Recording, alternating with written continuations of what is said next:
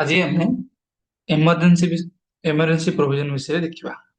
କନଷ୍ଟିଟ୍ୟୁସନରେ ଆମର କଣ ଅଛି? ଏମର୍ଜେନ୍ସିର ପ୍ରୋଭିଜନ ରଖାଯାଇଛି। ତମାନଙ୍କୁ ମୁଁ କହିଥିଲି ଯେ ଏମର୍ଜେନ୍ସି ପ୍ରୋଭିଜନ କୋଉ ପାର୍ଟରେ ଅଛି? ପାର୍ଟ 8। ମନେ ରଖିବ, ପରୀକ୍ଷାରେ ପଡିବ। X B triple I. Okay. ଆଉ ଲାଷ୍ଟ କ୍ଲାସରେ ଆମେ ପଢିଥିଲେ ଆମେଣ୍ଡମେଣ୍ଟ। ଆମେଣ୍ଡମେଣ୍ଟ କୋଉ ପାର୍ଟରେ ଅଛି? ପାର୍ଟ 20 ରେ ଅଛି ବା ପାର୍ଟ 1। ଏମର୍ଜେନ୍ସି ବିଷୟରେ ତମେ ଜାଣିଥିବ। ରିସେଣ୍ଟଲି ଏମର୍ଜେନ୍ସି ବିଷୟରେ ମଧ୍ୟ ଗୋଟେ ମୁଭି ଆସିଛି। ସେତେବେଳେ ଆମେ ଏମର୍ଜେନ୍ସି ବିଷୟରେ ଡିସ୍କସ୍ କରେ, ଆମ ମନକୁ ସବୁବେଳେ ଆସେ ଇନ୍ଦିରା ଗାନ୍ଧୀ, ହଁ କି ନାଇଁ? କଣ ପାଇଁ ନା ଇନ୍ଦିରା ଗାନ୍ଧୀଙ୍କ ସମୟରେ ହିଁ ଏମର୍ଜେନ୍ସି ଭାରତରେ ଲାଗିଥିଲା। ଆଜି ଆମେ ଜାଣିବା ଯେ କେବଳ ସେଇ ସମୟରେ ଲାଗିଥିଲା ନା ତା ପୂର୍ବରୁ ବି ଲାଗିଛି। ଫାର୍ଷ୍ଟ କଥା ହେଲା ଏମର୍ଜେନ୍ସି କଣ ପାଇଁ ଡିକ୍ଲେୟାର କରେ ନା ଯେତେବେଳେ ଆମ ଭାରତର security, when the security of India or any part of Indian territory is threatened। ବୁଝୁଛି ତ? ଭାରତର ସିକ୍ୟୁରିଟି ଯେତେବେଳେ କଣ ବିପଦରେ ଆସିଯିବ, କଣ ପାଇଁ ଆସିବ ନା ଯଦି Bharat, if India is at war, let us say with Pakistan or with China or with any country, then କଣ ହବ? ଆମର ସିକ୍ୟୁରିଟି, ଆମର ଇଣ୍ଟିଗ୍ରିଟିକୁ ବିପଦ ଆସିବ। ବା ଏକ୍ସଟର୍ନାଲ ଆଗ୍ରେସନ, ଭାରତ ମାନଙ୍କର କୌଣସି ଦେଶ, ଫର ଏକ୍ସାମ୍ପଲ ପାକିସ୍ତାନ ବା ଚାଇନା ବା any other country, they will try to invade our country but they will show some aggression। like ତମେ ଏବେ ରିସେଣ୍ଟଲି ଜାଣିଥିବ ଆମର ବଲୱାନ ଇନସିଡେଣ୍ଟ ହେଇଥିଲା। ସେମାନେ ଯଦି ଆହତକୁ ଏସ୍କାଲେଟ କରିଥାନ୍ତେ ତାହେଲେ what would have happened? there will be some external aggression। so କୋଉ ଗ୍ରାଉଣ୍ଡ ରେ ଆମେ ଡିକ୍ଲେୟାର କରୁ ଏମର୍ଜେନ୍ସି କୁ? ଓକେ, ତ ମନରେ ଡାଉଟ ଆସୁଥିବ, ଭାଇ ଏମର୍ଜେନ୍ସି ତ ବହୁତ ପ୍ରକାରର, ଆମେ କାହା ଭିତରେ ଡିସ୍କସ କରୁଛେ? ପୂର୍ବରୁ ମୁଁ ତମାନଙ୍କୁ କହିଦେଉଛି ବ୍ରିଫଲି, ଏମର୍ଜେନ୍ସି 3 ପ୍ରକାରର। ଗୋଟେ ହେଲା ନ୍ୟାସନାଲ ଏମର୍ଜେନ୍ସି, বা ଯୋଉଟାକୁ ଆମେ ନର୍ମାଲି ଏମର୍ଜେନ୍ସି ହିଁ କହେ। ନ୍ୟାସନାଲ ଏମର୍ଜେନ୍ସିକୁ ଆମେ ବୁଝେ ହିଁ ଏମର୍ଜେନ୍ସି। ବା ଆଉ ମଧ୍ୟ 2 ପ୍ରକାର ଏମର୍ଜେନ୍ସି ଅଛି। ସେକେଣ୍ଡ ଟାଇପକୁ କହନ୍ତି ପ୍ରେସିଡେଣ୍ଟ ରୁଲ, ତାକୁ କହନ୍ତି ଷ୍ଟେଟ ଏମର୍ଜେନ୍ସି, ବା ତାକୁ କହନ୍ତି କନଷ୍ଟିଟ୍ୟୁସନାଲ ଏମର୍ଜେନ୍ସି। ଓକେ।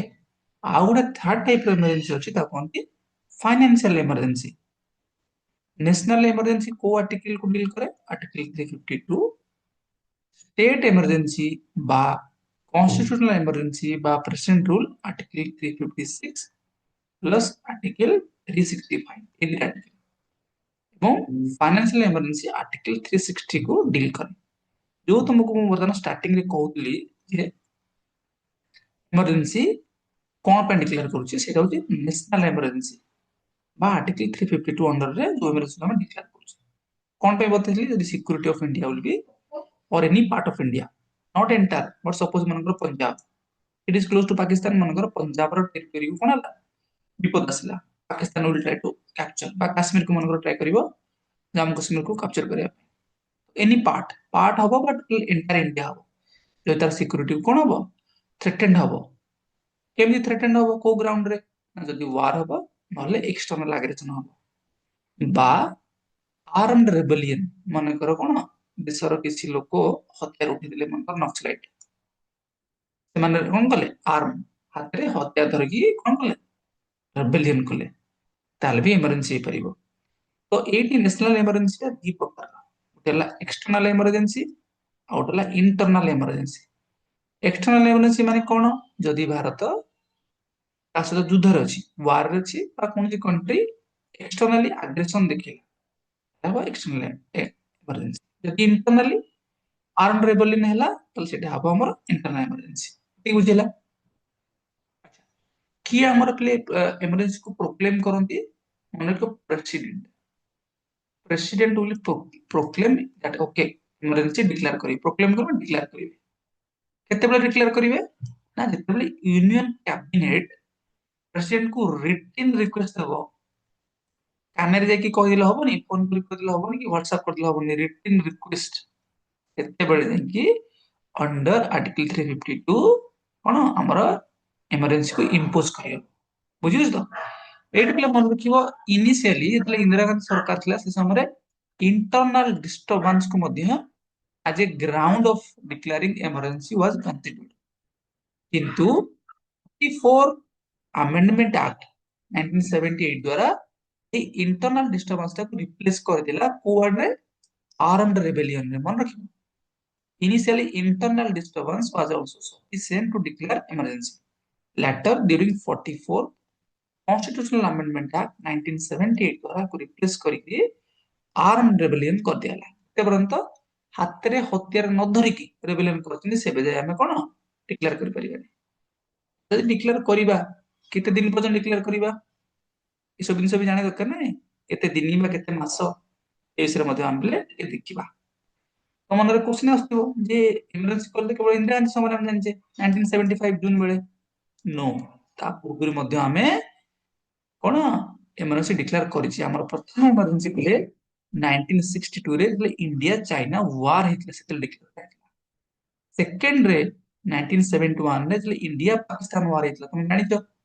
ପାକିସ୍ତାନ ଦି ପଟେ ଥିଲା ୱେଷ୍ଟ ପାକିସ୍ତାନ ଆଉ ଇଷ୍ଟ ପାକିସ୍ତାନ 1971 ରେ ଭାରତ କଣ କଲା ଇଷ୍ଟ ପାକିସ୍ତାନ କୁ ୱେଷ୍ଟ ପାକିସ୍ତାନ ରୁ ଅଲଗା କରିଦେଲା ଅଲଗା କରିକି ତାକୁ କଣ କଲା ଲିବରେଟ କରିଲା ଲିବରେଟ କରିକି ବାଂଲାଦେଶର ଫର୍ମେସନ ହେଲା ତମେ ଜାଣିଛ ମୁଭି ବି ଆସିଛି ଓକେ 90,000 ସୈନିକ କଣ ସରେଣ୍ଡର କରିଥିଲେ ମନେ ଅଛି କି ନାଇଁ ଇନ୍ଦିରା ଗାନ୍ଧୀଙ୍କ ସମୟରେ ତ ସେଇଟା ବି ସେ ସମୟରେ ମଧ୍ୟ ଗୋଟେ ନ୍ୟାସନାଲ ଏମର୍ଜେନ୍ସି ଡିକ୍ଲେୟାର ହେଇଥିଲା 1975 ଟା ଆମର କଣ ଇଣ୍ଟରନାଲ ଡିଷ୍ଟର୍ବାନ୍ସ ଗ୍ରାଉଣ୍ଡ ରେ ଏମର୍ଜେନ୍ସି କୁ ଡିକ୍ଲେୟାର କରାଯାଇଥିଲା ଯୋଉଟା କି ଆମେ ଜାଣିଛେ ବହୁତ ଇନଫେମସ ଫେମସ ନୁହଁ ଇନଫେମସ ଇନ୍ଦିରା ଗାନ୍ଧୀ ସମୟରେ ସିଏ କଣ ଫୋର୍ସଫୁଲି ଇମ୍ପୋଜ କରିଦେଲେ ସେଇ ସମୟରେ ସେ କହିଲେ ଯେ ଇଣ୍ଟରନାଲ ଡିଷ୍ଟର୍ବାନ୍ସ ଚାଲିଛି ଦେଶରେ ପରେ ପରେ ଆମେ ଜାଣିଲେ internal disturbance cannot be a ground ତାକୁ ଚେଞ୍ଜ କରିକି armed rebellion କରିଦିଆଗଲା ଏବେ ଆମେ ପିଲେ ଦେଖିବା କଣ କଣ ସବୁ ଗ୍ରାଉଣ୍ଡ ଅଛି କଣ କଣ ଆର୍ଟିକଲ ଅଛି ବି ଦେଖିବା ମନେ ରଖିବ ପିଲେ टाइप्स ऑफ इमरजेंसी ମୁଁ କହିଲି ନ୍ୟାସନାଲ ଏମର୍ଜେନ୍ସି ପ୍ରେସିଡେଣ୍ଟ ରୁଲ ବା ତାକୁ କହନ୍ତି ଷ୍ଟେଟ ଏମର୍ଜେନ୍ସି ମନେକର ଗୋଟେ ବିହାର ଗୋଟେ ଷ୍ଟେଟ ସିଏ ମଧ୍ୟ ଡିକ୍ଲେୟାର ହେଇପାରିବ କଣ ଷ୍ଟେଟ ଏମର୍ଜେନ୍ସି ଓଡିଶା ଏଟା ତାକୁ କହିବ କନଷ୍ଟିଟ୍ୟୁସନାଲ ଏମର୍ଜେନ୍ସି କଣ ଡିକ୍ଲେୟାର ହେଇପାରିବ ହେଲା financial emergency article 352 356 and 365 article को ग्राउंड टाइम डिक्लेयर करबा नेशनल इमरजेंसी को मु बतेइली तुमको भी वार एक्सटर्नल एग्रेशन आउला armed rebellion initially internal disturbance थिला ताको हटे दियो 356 केते बेला अप्लाई होबो प्रेसिडेंट रूल केते बेला अप्लाई होबो गोटे स्टेट रे ना जेते बेले कोन स्टेट रे कॉन्स्टिट्यूशनल मशीनरी फेल हे जिवो बा स्टेट सेंटर रो जो डायरेक्शन अछि ताको कंप्लाई करिवोनी बुझिला ना से समय आमे कोन करि परिबा प्रेसिडेंट रूल डिक्लेयर करि परिबा आउ फाइनेंशियल एमर्जेंसी केते डिक्लेयर हबो जेबे भारत रो फाइनेंशियल स्टेबिलिटी बा फाइनेंशियल इंटीग्रिटी को विपद आसीबो फाइनेंशियल इनस्टेबिलिटी आसीबो तुम जानथिबो 1990 रो हमर कोन क्राइसिस आस्तिला बैलेंस ऑफ पेमेंट क्राइसिस आस्तिला से समय जमा पड़तिला जे मोर फाइनेंशियल कंडीशन बहुत पुअर हमको लागुतला जे हम भारत रे इमरजेंसी आसी जो को emergency financial emergency but luckily से समय आसी नथिले पार्लियामेंट रो पले कोन कोन अप्रूवल दरकार हम तुमको कहली इमरजेंसी को डिक्लेयर हबो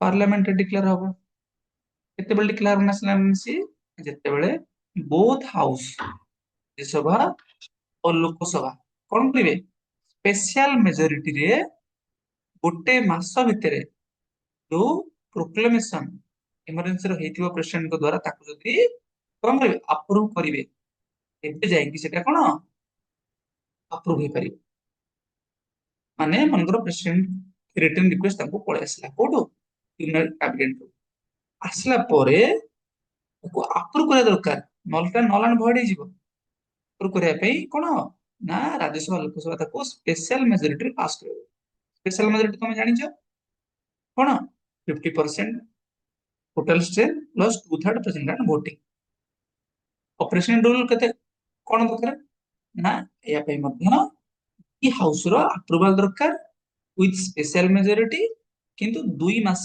भितर विदिन 2 मंथ्स प्रेसिडेंट प्रोक्लेम करिवे बा डिक्लेयर करिवे जे मनकर बिहार रे प्रेसिडेंट रूल लागि गला, वेस्ट बंगाल रे कॉन्स्टिट्यूशनल एमरजेंसी लागि गला, तार 2 मास भितर दी हाउस को आउ फाइनेंशियल इमरजेंसी दी हाउस को सिंपल मेजॉरिटी रे 2 मास भितर प्रोक्लेमेशन रो अप्रूव करैर अछि। थरे मनकर प्ले डिक्लेयर हे गला बा अप्रूव हे गला, प्रोक्लेम हे गला, रिवोक केंदी हो, हटेबो केंदी?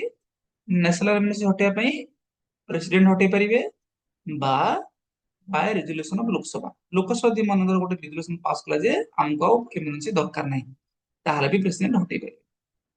आउ प्रेसिडेंट रूल केवल निजे प्रेसिडेंट चाहे हटे परिवे एवं फाइनेंशियल इमरजेंसी मध्य प्रेसिडेंट चाहे हटे परिवे। तुम मन मन डाउट तो प्रेसिडेंट कोन निजे मन अनुसार काम करिवे? तुम जानते भारत प्रेसिडेंट कोन से का द्वारा काम करंती? से एड आउ एडवाइस कारण से कैबिनेट रे नियंती। तुम जानिଛ कैबिनेट रो एड आउ एडवाइस रे प्रेसिडेंट काम करंती, जो मन इच्छा करंती।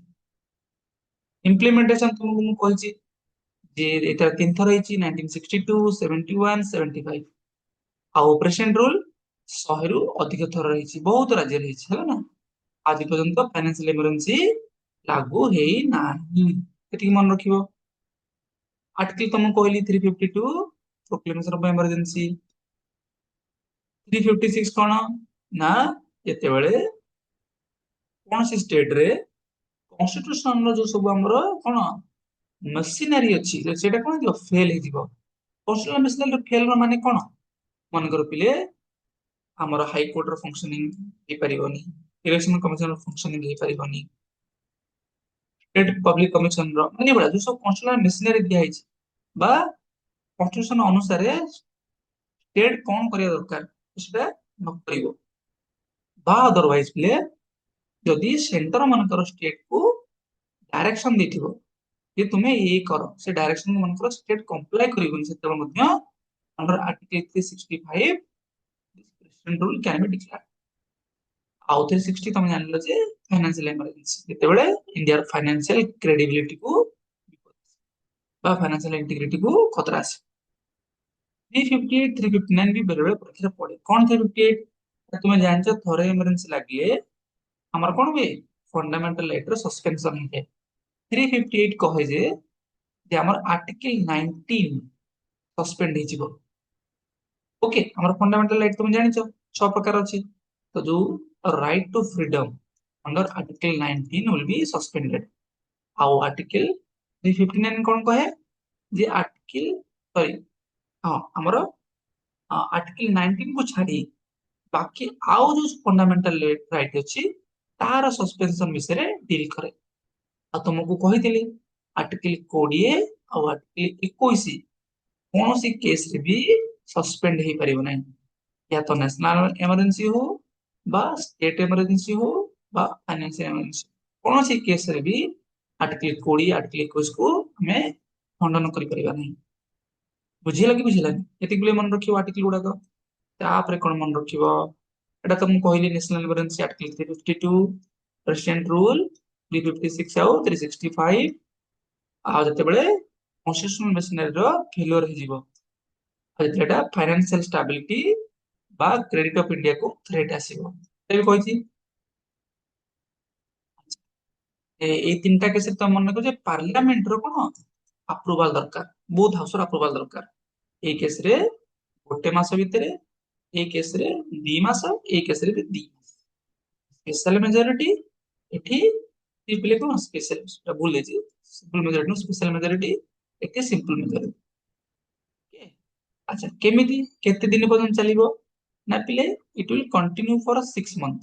थरे नेशनल इमरजेंसी डिक्लेयर करे 6 मास पर्यंत चलिबो, ता बाद 6 मास रे अप्रूवल नेकरी कोन तुमे इनडेफिनेट टाइम पर्यंत चलै परिबो। मन करो जनवरी डिक्लेयर है, जनवरी 1 रे डिक्लेयर है 6 मास पर्यंत चलिबो, पुणी पुणी 6 मास चलिबो, पुणी अप्रूवल नबो, पुणी 6 मास चलिबो, पुणी अप्रूवल नबो, जेते दिन पर्यंत चलै परिबो। किंतु प्रेसिडेंट रूल को तुमे कोन 6 मास पर्यंत लागू रहिबो, तापर ताको तुम मैक्सिमम 3 वर्ष पर्यंत एक्सटेंड कर परिबो। आउ प्रति 6 मास रे कोन करिवो ଆପ୍ରୁଭାଲ ନେବାକୁ ପଡିବ ଏଭ୍ରି 6 ମନ୍ଥ। ଏଇଟା କଣ ଫାଇନାନ୍ସିଆଲ ଏମର୍ଜେନ୍ସି ଥରେ ଡିକ୍ଲେୟାର ହେଲା ମାନେ ସେ ଇନଡେଫିନାଇଟ ଟାଇମ ପର୍ଯ୍ୟନ୍ତ ଚାଲିବ ଯେପର୍ଯ୍ୟନ୍ତ ପ୍ରେସିଡେଣ୍ଟ ତାକୁ ରିଭୋକ୍ କରିନାହାନ୍ତି। ୟା ପାଇଁ କିଛି ମ୍ୟାକ୍ସିମମ୍ ପିରିୟଡ ନାହିଁ ଯେ 10 ବର୍ଷ ପର୍ଯ୍ୟନ୍ତ 2 ବର୍ଷ ପର୍ଯ୍ୟନ୍ତ ବର୍ଷ ପର୍ଯ୍ୟନ୍ତ ଲାଗୁ ରହିବ। ଏବଂ ମନେ ରଖିବ ୟା ପାଇଁ ପାର୍ଲାମେଣ୍ଟର କିଛି ଆପ୍ରୁଭାଲ ବି ଦରକାର ନାହିଁ ରିଭୋକ୍ କରିବା ପାଇଁ। ପ୍ରେସିଡେଣ୍ଟ ନିଜେ କରିପାରିବେ। ପଚାରିଲି ତମକୁ ଏଟା ବି okay. Government of state can not be carried out in accordance with the provision of constitution. ଏଟା ତମକୁ କହିଥିଲି। ଓକେ। ହଁ 365 ତମକୁ ବତେଇଥିଲି କଣ the state fails to comply to give any direction to the center state କୁ ସବୁବେଳେ ଡାଇରେକ୍ସନ ଦିଏ ତମେ ଇଏ କର। ଡାଇରେକ୍ଟିଭ ପ୍ରିନ୍ସିପଲ ଷ୍ଟେଟ ପଲିସି ଅଛି କି ନାହିଁ ଆମର ମନେକର ଏଭଳିଆ କିଛି ଗୋଟେ ପଲିସି ସେଣ୍ଟର କହିଲା ଷ୍ଟେଟ କୁ ତୁମେ କର ଏମାନେ କମ୍ପ୍ଲାଏ କଲେନି ସେ ସମୟରେ ମଧ୍ୟ ପ୍ରେସିଡେଣ୍ଟ ରୁଲ ଡିକ୍ଲେୟାର ହେଇପାରିବ। ବୁଝିଲେ ନା ପିଲେ ମନେ ରଖିବ ଏଟାକୁ। ଓ ବାକି ତମମାନଙ୍କୁ ମୁଁ କହିଦେଇଛି ଯେ 360 ହେଲା ଫାଇନାନ୍ସିଆଲ ଏମର୍ଜେନ୍ସି ହେଲା ଆମର ପ୍ରେସିଡେଣ୍ଟ ରୁଲ କି 3 ଥର ହେଇଯାଇଛି। ତ ମୋ ହିସାବରେ ମୁଁ ତମମାନଙ୍କୁ ସବୁ କହିଦେଲି। ଆଉ ଗୋଟେ ଜିନିଷ ତମମାନଙ୍କୁ କହିଥିଲି ଯେ ଏମର୍ଜେନ୍ସି ପ୍ରୋଭିଜନ ଆମେ କୋଉଠୁ ଆଣିଛେ ପ୍ରଥମ ଦିନ କହିଥିଲି ଗଭର୍ଣମେଣ୍ଟ ଅଫ ଇଣ୍ଡିଆ 1935 ରୁ ଆଣିଛେ ଯୋଉଟା କି ଆମର ପାର୍ଟ ଅଫ ଦ କନଷ୍ଟିଟ୍ୟୁସନ ବା 2/3 of the constitution is derived from this। କିନ୍ତୁ suspension of fundamental right during emergency we have taken for Weimar Constitution of Germany। ହେଲେ ମନେ ରଖି ହେଲା କନଫ୍ୟୁଜ ହୁଅନ୍ତି। ଏମର୍ଜେନ୍ସି ପ୍ରୋଭିଜନ ଟା ଆମେ ଜର୍ମାନରୁ ନେଇନେ ଆମର ଅଲରେଡି ଗଭର୍ଣମେଣ୍ଟ ଅଫ ଇଣ୍ଡିଆ 1935 ରେ ଥିଲା। କିନ୍ତୁ suspension of fundamental right fundamental right ଏବେ ଆମେ ବୁଝିଲେ 358 ଅଣ୍ଡରରେ ଆର୍ଟିକଲ 19 ସସ୍ପେଣ୍ଡେଡ ହବ ଆଉ 359 ଅଣ୍ଡରରେ ଆର୍ଟିକଲ 19 କୁ ଛାଡିଲେ ବାକି ଯୋଉ ଫଣ୍ଡାମେଣ୍ଟାଲ ରାଇଟ ସ୍ପେସିଫାଇ କରିବେ ପ୍ରେସିଡେଣ୍ଟ ଯେ ଆମର ଲାଗୁ ନାହିଁ ବା ତମେ ହାସଲ କରିପାରିବ ନାହିଁ କୋର୍ଟ ପାଖକୁ ଯାଇପାରିବ ନାହିଁ ଯେ court supreme court please Restore my fundamental right under article 32। ମନେ ରଖିବ 20 ଆଉ 21 କେବେ ବି ସସ୍ପେଣ୍ଡ ହବ ନାହିଁ କୌଣସି କେସରେ ହବ ନାହିଁ। ସୋ ଆଇ ହୋପ ତମମାନଙ୍କୁ ମୁଁ ଏମର୍ଜେନ୍ସି ବିଷୟରେ ଯାହା ଦରକାର ବୁଝେଇ ପାରିଥିବି। ବାରମ୍ବାର ଶୁଣିବ ପରୀକ୍ଷାରେ ନିହାତି ଆନ୍ସର କରିପାରିବ। ତ ଆମେ ଆଜି ରଖିବା। Thank you so much.